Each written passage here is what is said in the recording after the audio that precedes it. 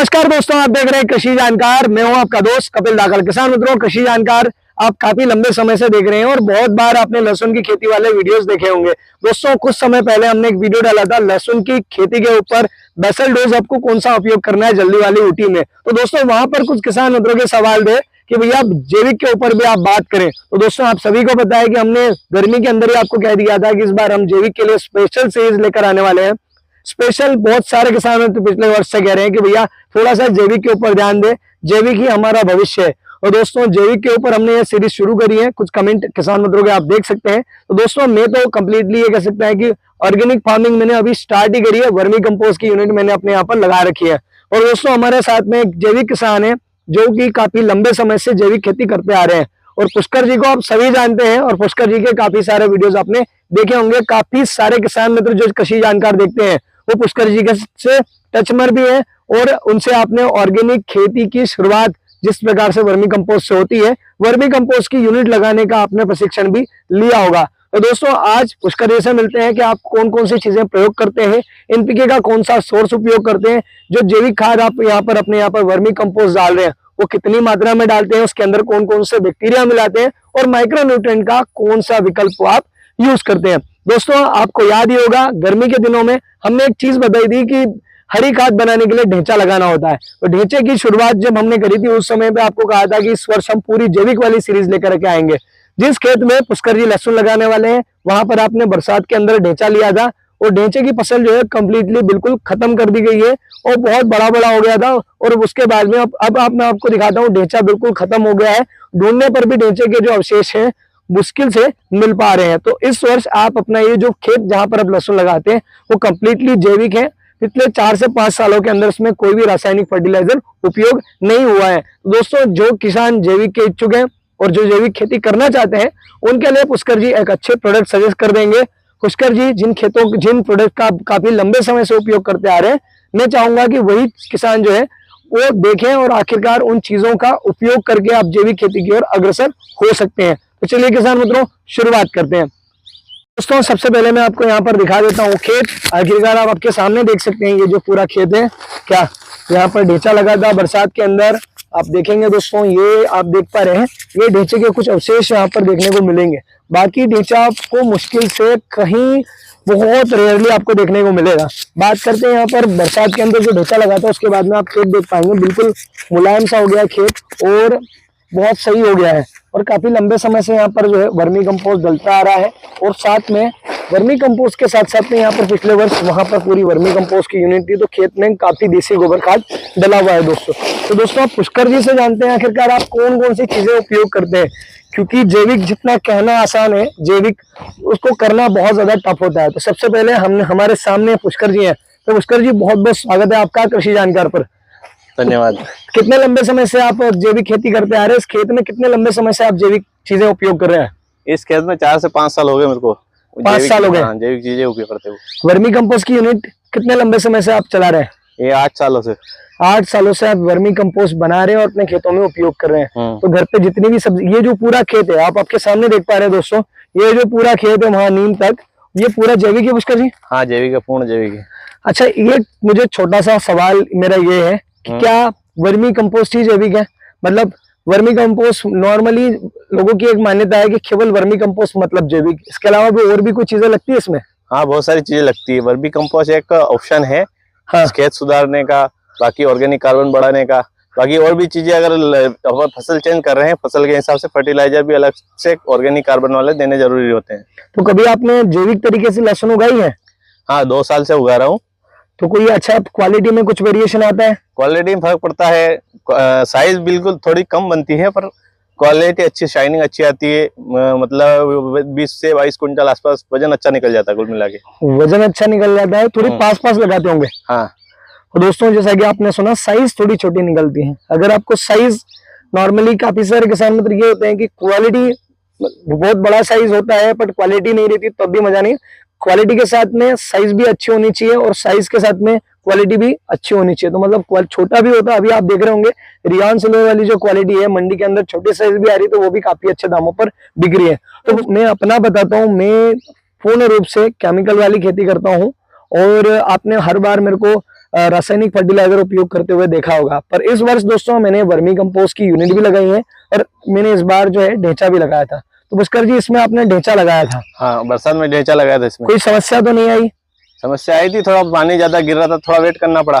तो ये तो अपनों ने किसानों को शुरू में ही बोला था कि बारिश में खरीफ बहुत ज्यादा बारिश जब होगी तो आप उसको रोटावेटर करने में समस्या आएगी। तो पुष्कर जी आप मुझे बेसल डोज में आप क्या चीजें डाल रहे हैं वो मुझे बता दीजिए। बेसल डोज में जो एनपीके के लिए जैसे अपन लहसुन लगा रहे हैं उसके लिए हेवी डोज चाहिए, तो हमने केमिकल तो यूज कर नहीं सकते, तो एक ऑर्गेनिक करके आता है प्रोडक्ट, ऑर्गेनिक कार्बन का है, जीबी एग्रो कंपनी का, वो यूज कर रहे हैं। आप देख सकते हैं नीचे। तो दोस्तों ये आप एनपीके यूज कर रहे हैं और साथ में शायद ये टोटल 21 करके ये माइक्रोन्यूट्रेंट है, ये उपयोग कर रहे हैं और ये वर्मी कंपोस्ट है। तो पुष्कर जी इधर आइए, सबसे पहले हम वर्मी कंपोस्ट से शुरुआत करेंगे। तो ये वर्मी कंपोस्ट है, पूरा घर का बना हुआ वर्मी कंपोस्ट आपने घर का ही बना हुआ है वर्मी कंपोस्ट है पूरा।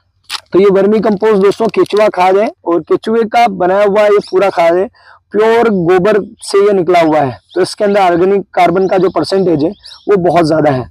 और साथ में आपने इसमें क्या मिलाया है? ये मिला दिया है या मिलाना है? ये मिला दिए, 15 दिन पहले इसको मिला दिया जो मल्टीप्लाई हो सके। क्या चीज है ये? पीएसबी है।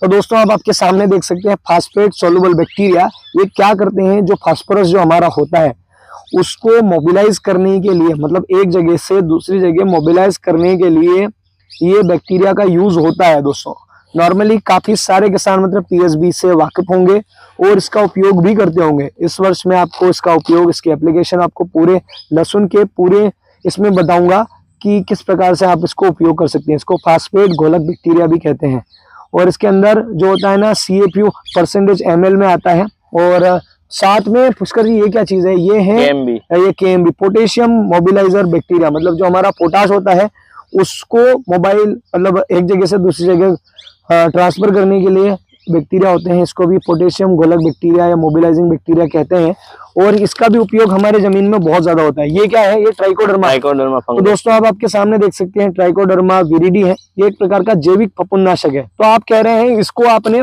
15 दिन पहले मिलाया था? हाँ 15 दिन पहले मिला गया, ढक दिया था इसको।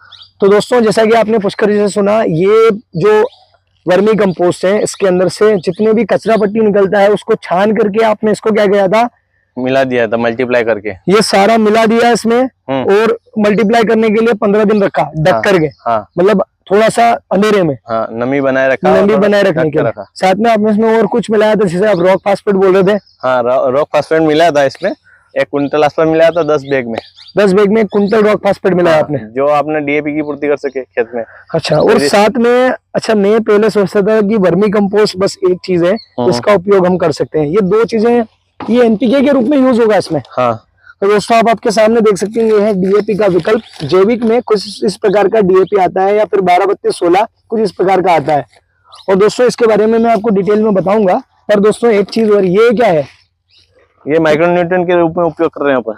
दोस्तों ये आप आपके सामने देख सकते हैं, ये है माइक्रोन्यूट्रिएंट के रूप में उपयोग होने वाली चीज।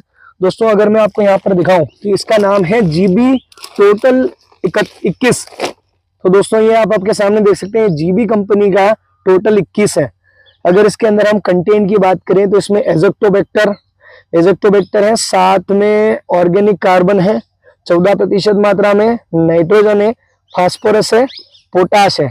और अगर इधर इसका pH का देखें तो इसमें 6.5 से लेकर 8.5 का pH है।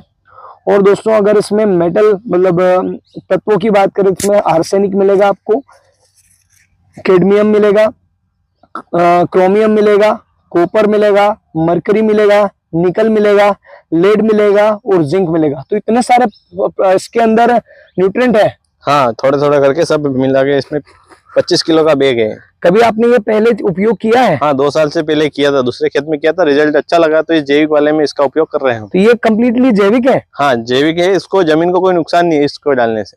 तो इसमें 14% ऑर्गेनिक कार्बन है। हाँ तो दोस्तों माइक्रोन्यूट्रिएंट जैविक में कुछ इस प्रकार के आते हैं। अच्छा ये NPK है जो मैं आपको दिखा रहा हूँ दोस्तों, ये NPK में जैविक तरीके से जो NPK आता है उसमें कुछ इस प्रकार का NPK आता है दोस्तों। ये अगर हम इसकी बात करें तो ये भी NPK 858 है, ये भी शायद GB कंपनी का ही है, GB एग्रो का। और दोस्तों ये एनपीके है, ऑर्गेनिक कार्बन इसमें भी 14% है, और इसमें भी एजेक्टोबैक्टर, ये एक बैक्टीरिया का पूरा टीम है, ये कह सकते हैं पूरा एक परिवार है एजेक्टोबैक्टर, वो वाला सिस्टम है इसमें।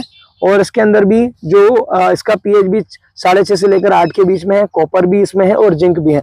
तो पुष्कर जी ये एनपीके के रूप में आप इसका उपयोग करते हैं? हाँ, लहसुन और प्याज में खास करके इसका उपयोग करना पड़ता है। अच्छा, नहीं तो किसान मतलब छोटी सी बात है, लहसुन के अंदर जिस प्रकार से हम डीएपी उपयोग करते हैं उस प्रकार से पुष्कर जी इसका उपयोग करते हैं। तो ये हमारी लहसुन नॉर्मली किसान मतलब ध्यान रहे, नॉर्मली लहसुन की जो वेजिटेटिव ग्रोथ होती है उसमें नाइट्रोजन बहुत ज्यादा सहायक होता है, पौधे का तना बनाने में फास्फोरस बहुत ज्यादा सहायक होता है।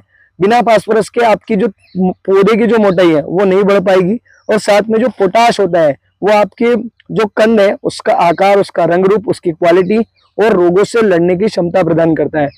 तो पुष्कर जी ये सारी चीजें आप जैविक रूप से उपयोग करते हैं, तो ये कम्प्लीटली जैविक है या इसमें कुछ रसायन वगैरह का भी प्रयोग हुआ है? रासायनिक का तो नी के बराबर है, इसमें जमीन को कोई नुकसान नहीं, इसलिए अपन उपयोग कर रहे हैं। तो अच्छा, तो आप पिछले 3-4 सालों से इसका उपयोग कर रहे हैं? हाँ, लहसुन और प्याज में खास करके इसका उपयोग कर रहे हैं अपन। लहसुन और प्याज में इसका उपयोग करते हैं। तो पुष्कर जी एक छोटा सा ये रहता है कि मुझे पहले ये लगता था कि बोले जैविक में केवल और केवल वर्मी कंपोस्ट का उपयोग किया जाता है, पर ऐसी भी चीजें आती हैं जिसका उपयोग हम कर सकते हैं। तो क्या आप रिकमेंड करेंगे किसान इसका उपयोग करें?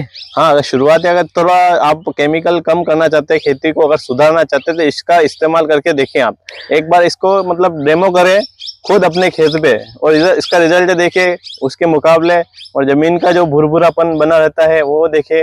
मतलब खुद को अपने को एनालाइज अपने खेत पे ही करना पड़ेगा।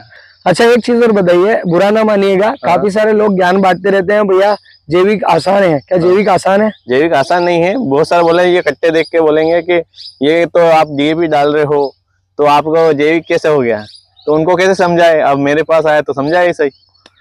हाँ, नॉर्मली मुझे भी बहुत टफ लग रहा है कि इतना आसान नहीं है। ज्ञान बांटने में तो दुनिया भर का लोग बांट देते हैं, भैया जैविक बताओ जैविक बताओ। तो ये जैविक किसान मित्र इस प्रकार से होता है। तो एक चीज हो रहा है पुष्कर जी से, अब डोज जान लेते हैं आखिरकार ये सारी जो चीजें हैं। अब डोज तो मैं भूल ही गया था, तो डोज पुष्कर जी सबसे पहले आप अपने खेत के अंदर वर्मी कंपोस्ट कितना डालने वाले हैं? 10 बैग 1 बीघे का। 10 बैग 1 बीघे का? हाँ। 1 बैग में वजन 40 kg, तो लगभग 4 कुंटल प्रति बीघा। हाँ, तो यहाँ पर आप कितने बीघे में लहसुन की खेती करेंगे? यहाँ 1 बीघा यहाँ है, 1 बीघा थोड़ा दूर खेत है वहीं पे। तो मतलब तो दोस्तों आपने सुना जैसा कि यहाँ पर आप 4 कुंटल प्रति बीघा के हिसाब से वर्मी कंपोस्ट उपयोग कर रहे हैं। और बात करता हूँ मैं ये एनपीके की, तो 1 बैग आप ये एनपीके 1 बीघा में कितना डालने वाले हैं? ये 1 बैग डालेगा, 1 बैग प्रति बीघा। हाँ। तो दोस्तों आप आपके सामने देख सकते हैं ये एनपीके 858 वाला जो है जीबी एग्रो वाला, और ये 2015 में सर्टिफाइड कंपनी ऑर्गेनिक फर्टिलाइजर का है। ये जीबी बलवान संपूर्णा के नाम से आता है। आप इसको 50 kg प्रति बीघा के हिसाब से डालेंगे। हाँ। और ये जीबी टोटल ये 25 किलो एक कट्टा आराम से जाएगा 1 बीघे में। तो दोस्तों ये जो पीला वाला कट्टा आपको दिख रहा है टोटल 21 के नाम का, ये भी जिब्बो एग्रो का है। ये प्रति बीघा के हिसाब से एक कट्टा 25 किलो 25 kg का कट्टा है, ये प्रति 1 बीघा में जाएगा। अच्छा, आपने जो वर्मी कंपोस्ट मिलाया था, हाँ। वर्मी कंपोस्ट के अंदर आपने ट्राइकोडर्मा कितना मिलाया था? ट्राइकोडर्मा 1 किलो मिलाया था। 1 किलो 4 क्विंटल में 1 किलो ट्राइकोडर्मा मिलाया था, उसको मल्टीप्लाई कर लिया, मतलब हाँ। वो तो बहुत ज्यादा हो गया। हाँ। और साथ में पीएसबी और केएमबी दोनों मिलाए थे, और साथ में माइक्रोराइजर भी मिला के रख दिया था हमने। तो साथ में माइक्रोराइजर भी आपने मिलाया इसमें? हाँ। तो दोस्तों जैसा कि आपने सुना, माइक्रोराइजर में स्किप कर गया था, माइक्रोराइजर भी आपने यहाँ पर मिलाया है। तो दोस्तों ये आपने 1-1 लीटर मिलाया क्या? हाँ, 1-1 लीटर मिलाया है। तो 1-1 लीटर आपने ये मिलाया है। तो दोस्तों ये पूरा जैविक रूप से ग्राउंड तैयार किया जा रहा है। पुष्कर जी बहुत अच्छे किसान है, बहुत अच्छे जैविक कृषक है, और बहुत लंबे समय से खेती करते आ रहे हैं। पुष्कर जी अगर कोई किसान मित्र अपना आपसे जानना चाहे, अपना अनुभव जानना चाहे, तो क्या आप किसान मित्रों को अपना अनुभव शेयर करेंगे? जरूर करेंगे। नॉर्मली मेरे पास बहुत सारे फोन आ रहे हैं, मैं भी परेशान हो गया हूँ फोन झेल करके। तो क्या अब लोगों के बहुत अलग अलग सवाल होते हैं, अगर आप कहो तभी आपका नंबर अवेलेबल कराएं, कोई अगर समय हो तो। हाँ, कोई जैविक करता है तो सजेशन चाहिए तो हम दे देंगे। रासायनिक का इतना हमें नॉलेज नहीं है, तो रासायनिक वाले कम ही ना करें। हाँ, वर्मी कंपोस्ट की अगर पूरी जानकारी चाहिए तो हम देने के लिए बहुत तैयार है। हाँ, समस्या होती है कि एक बार नंबर मिलने के बाद में रोज कुछ ना कुछ नए नए फोन ये दिला दो वो दिला दो, बड़ी समस्याएं होती है। तो पुष्कर जी ये सारी चीजें। अच्छा, इस बार हमने आप बहुत बार वीडियो में कहा है, नॉर्मली काफी सारे किसान मित्र कृषि जानकार देखने वाले जिन्होंने वर्मी कंपोस्ट की यूनिट लगा ली है, तो क्या आपसे काफी सारे किसान मित्र वर्मी कंपोस्ट की यूनिट के लिए आपसे भी सवाल हुए होंगे? हाँ आए, और बेड भी ले गए, केंचुए भी ले गए, खाद भी खरीद के ले गए। मतलब 200 से 250 किसान आराम से वर्मी बेड अपने घर पे लगा लिए हैं। हाँ। कितना ज्यादा फर्क पड़ा है? अच्छा, ढेंचे का कितना फर्क पड़ा था? ढेंचे का तो अभी सोयाबीन में तो काफी असर दिख रहा है। अच्छा, तो मेरे मतलब खेत में भी लगाया था किसान मित्र मानते हैं अपनी बात? हाँ जरूर।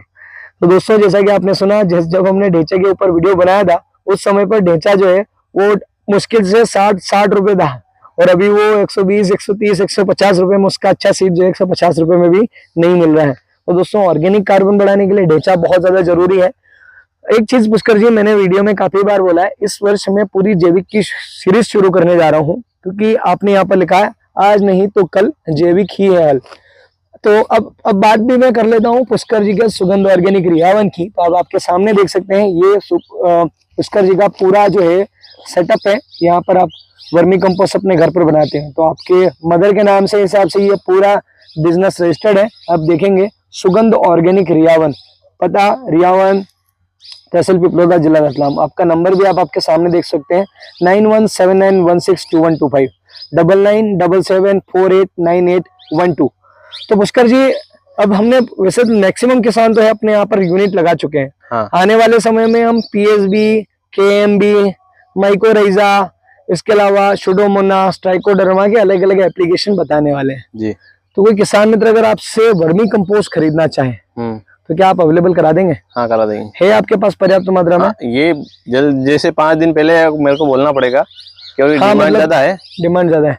तो नॉर्मली क्या छनाई भी करनी पड़ती है, गीला भी होता है, सुखाना भी पड़ता है। मौसम का जो साथ दे तो गीला नहीं रहेगा, अगर मौसम बारिश हो जाए तो थोड़ा लेट भी हो सकता है। अच्छा, ऐसा तो बताना पड़ेगा पहले आपको। हाँ। नॉर्मली वैसे मैक्सिमम किसानों ने अपने यहाँ पर लगा लिया है। हाँ, अगर कोई किसान अप्रोच करे तो आपको कर सकता है जी। दोस्तों, आप देख लेते हैं पुष्कर जी और पुष्कर जी के बड़े भैया जो है नंदू भैया, उनकी मिर्ची। बहुत बार किसान मित्रों ने मेरे से पूछा है, ऊटी का जब वीडियो बनता था भैया वो मिर्ची का प्लॉट किसका है, सबसे पहले वो बताइए। तो दोस्तों, आप आपके सामने पहले मिर्ची दिखा देता हूँ। आप आपके सामने देख सकते हैं, ये पूरा जो प्लॉट है ये मिर्ची का है। और दोस्तों, यहाँ पर मिर्ची आप देख पाएंगे कम्प्लीटली स्वस्थ है। और साथ में हमारे साथ में है नंदू भैया है और साथ में पुष्कर है। तो पुष्कर जी और नंदू भैया, एक बात बताइए, क्या ये मिर्ची जो है ये कम्प्लीटली जैविक है? आप इसमें सारा जो ट्रीटमेंट प्लान करते हैं, ये खेत आपने पूरा जैविक तरीके से तैयार किया हुआ है, तो ये मिर्ची जो है कम्प्लीटली जैविक है? जैविक है। नीचे जमीन में जो भी फर्टिलाइजर वगैरह दिए हैं, हाँ, वो पूर्णतः जैविक है। आगे स्प्रे वगैरह में इंसेक्ट कवर करने के लिए इसमें पेस्टिसाइड का उपयोग किया गया है, क्योंकि नुकसान हो जाता है, वायरस वगैरह आते हैं। हाँ, समस्या ये रहती है कि अब इसके अंदर इल्ली भी पड़ती है, सफेद मच्छर भी होते हैं, तो उन सबके लिए स्प्रे बस हमारा नॉर्मल केमिकल वाला हो रहा है। और नीचे जितने भी ट्रीटमेंट, जितने भी न्यूट्रिएंट वगैरह लग रहे हैं वो सारे जैविक हैं। तो इसमें वर्मी कंपोस्ट वगैरह का यूज किया हुआ है बेड में। तो कौन कौन सी चीजें डालते हैं पुष्कर जी इसमें? शुरुआत में बेसल डोज में एक ट्रॉली वर्मी कंपोस्ट डाल दिया था, मतलब आधे बीघे का प्लॉट है लगभग। हाँ। तो एक ट्रॉली वर्मी कंपोस्ट डाला था, एनपीके का वो जो जीबी करके आता है वो डाला था, और माइक्रोन्यूट्रिएंट की 2 किट डाली थी। अच्छा, तो नंदू भैया एक बात और बताओ, क्या इसमें वर्मी वॉश वगैरह आप पंप करते हो? करते हैं ना, वर्मी वॉश जो केचुआ का निकला हुआ, और साथ में आप ये पूरी चीजें देते हो? देते हैं। और साथ में इसमें नीचे में फंगिसाइड में अपना ये ट्राइकोडर्मा वगैरह आपने पंप किया? दे रखा है, ट्राइकोडर्मा दे रखा है। और नीचे जड़ में कीड़ा ना लगे उसके लिए बिवेरिया वगैरह, क्यों पुष्कर जी? बिवेरिया बेसिया ने दिया था। बिवेरिया बेसिया ने दिया था, ड्रिप में दिया था। और दोस्तों, आप आपके सामने देख सकते हैं, ये पूरा जो खेत है कम्प्लीटली नीचे से जैविक है। अब ये कंबाइन कह सकते हैं, जैविक प्लस रासायनिक। तो दोस्तों, आप आपके सामने उधर वाला जो प्लॉट है वो पूरा पुष्कर जी का है। मैं आपको और भी चीजें दिखा देता हूँ। अभी यहाँ पर बैग पैकेजिंग हो रहे हैं। और जैविक में शुरुआत में काफी सारे किसान मित्र मुझे बोलते हैं जैविक बताओ, तो भैया ये पूरा सेटअप जैविक का है। यहाँ पर वर्मी कंपोस्ट के लिए पूरा आप देखेंगे, ये वर्मी कंपोस्ट के लिए यहाँ पर देसी गोबर खाद डाला गया था। उसके बाद में केचुए छोड़े गए थे, पूरी बरसात निकल गई, उसको छन्नी करने के लिए, छानने के लिए यहाँ पर ये चन्ना लगाया गया है। इससे सारा जो मटेरियल है, जो कचरा है, वो सारा निकल जाता है। आप आपके सामने देखेंगे केचुए वगैरह सारा निकल जाता है। और उसके बाद में ये पुष्कर जी इनको कट्टों में पैक करके जिस किसान को चाहिए उनको देते हैं। और दोस्तों, ये इधर भी रेडी है। बारिश थोड़ी ज्यादा है तो अभी थोड़ा गीला है। और ये जो पूरा खेत है, उधर आप देखेंगे वो बड़ी सी ऊंची ज्वार का पौधा दिख रहा है ना, वो 12 फीट के आसपास का हो गया है। ये भी पूरा जैविक है। और वहां आगे तक पूरा खेत जैविक तरीके से ही पुष्कर जी करते हैं। और कुछ प्रकार का सेटअप है। तो दोस्तों, जैविक जिन किसान मित्रों को जैविक देखना था उनके लिए वीडियो था। तो दोस्तों आज के वीडियो में इतना ही, मिलेंगे नेक्स्ट वीडियो में, तब तक के लिए जय जवान जय किसान, धन्यवाद।